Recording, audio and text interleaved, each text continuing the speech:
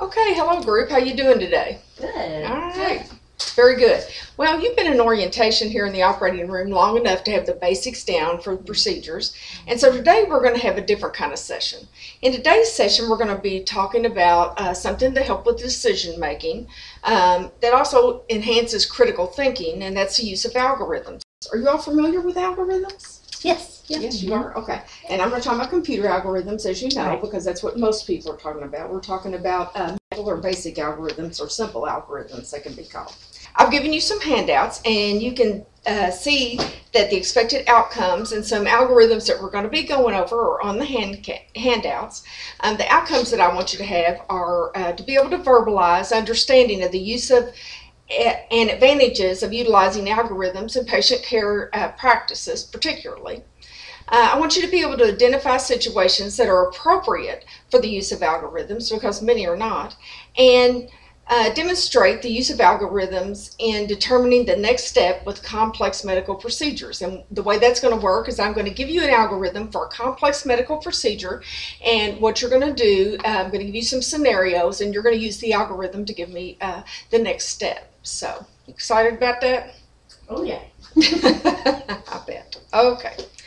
Okay, so to get started, algorithms, and again, these are problem-solving algorithms, they are a method for taking complex procedures and breaking them down into a step-by-step procedure.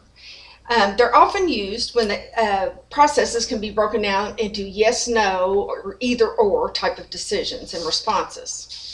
Yes-no situations are really the ideal situations to use algorithms, particularly when it's important to make the correct decision, as it is in the operating room, as you know. The advantages of using the algorithm are that you can visually see every decision and determine your next course of action.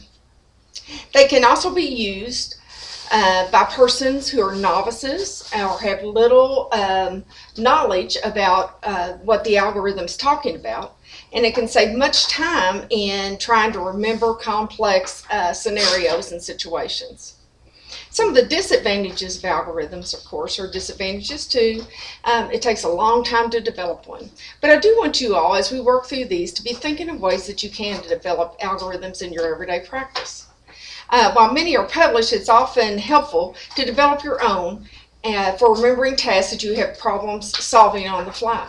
The example that I have of that is when I was a very brand new scrub nurse. I was scrubbed on a procedure, a face procedure, so my Mayo stand was over the chest.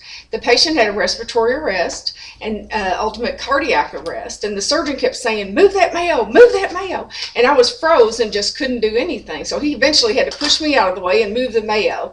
So you better believe that after that case happened, I took some time to sit down and think about what I was going to do the next time something like that came up, and I put it into yes-no categories. And while I didn't write it all out, I did have an algorithm as such in my head to work through the next time anything like that came up. Okay, now then, I want you to take a look at your first example. I'm going to put it up here on the board for you also, but you have your handouts. Okay. And the first example you can see here, it is called, does the lamp work? Or the lamp doesn't work. Okay, so this is a very simple algorithm. Obviously, the lamp doesn't work, so we're going to see what the problem is. You go down, is the lamp plugged in? No, then plug it in, and then go back and see the next step, which is the bulb burned out. Yes, the bulb's burned out, replace the bulb. Then you go down, says the lamp still doesn't work, so no. Then you buy a new lamp.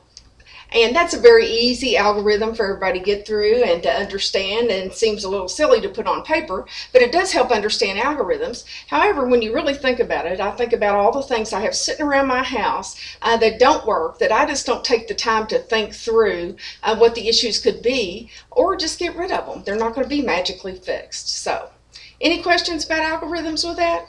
No. No? Okay. Very good. Well, then the next thing we're going to do is go on to this considerably more complex algorithm. And this is on pulseless arrest. And you've seen this before because you've had this in your ACLS training. Okay. So, as you can see, the information on this algorithm is copious. There's lots of stuff there. There's lots of areas of action, and there's lots of places to make decisions.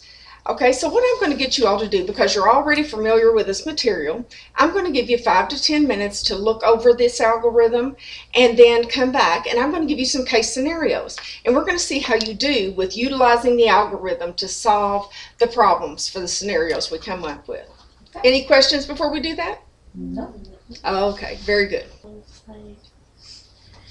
There's one of two ways, and either shoppable or not shoppable to start out with. And it's pretty self-explanatory. I mean, yeah, it goes right down the line. Yeah. I guess the only place that really would make a jump would be if it's asystole. Because you would have to go back up. But Right, box 10. But that's the only thing. Okay, so y'all have had a little time to refamiliarize yourself with this algorithm, correct? Okay, are you ready for your little scenarios? Sure. Okay, come on up here. Let's see, Meredith, you come up first. And you can look at the one on the board there. Okay, and here's your scenario. You go into pre-op, and you pull the curtain back to get your patient. The patient is just laying there, somewhat discolored in blue. Okay, so you implement emergency procedures naturally. You implement CPR, get oxygen, the patient already has an IV, you call for help. Somebody brings up a defibrillator, you hook up the defibrillator. You see that the patient is in ventricular fibrillation.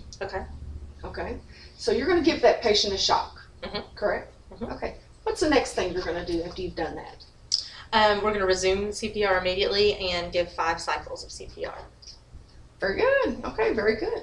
Okay, so now you've given your 5 cycles, and you go back and you check the rhythm again. Now the patient's in a systole. So what do you do next? It says resume CPR immediately for 5 cycles. Okay.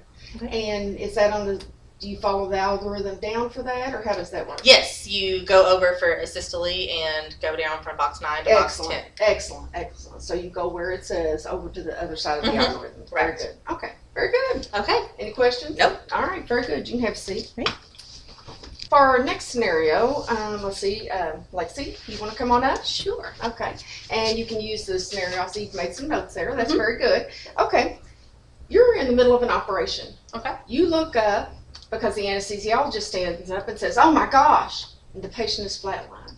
Okay. You immediately pull back, start emergency procedures, and go through the first part of the algorithm. You get down, and then you give 5 full cycles of CPR. Okay. After you give the 5 cycles on the algorithm, it says to check for a rhythm. Yes. So when you check for the rhythm, you see ventricular tachycardia. What's the next thing that you do? I would, according to the algorithm, give 1 shock, and then I would resume CPR immediately.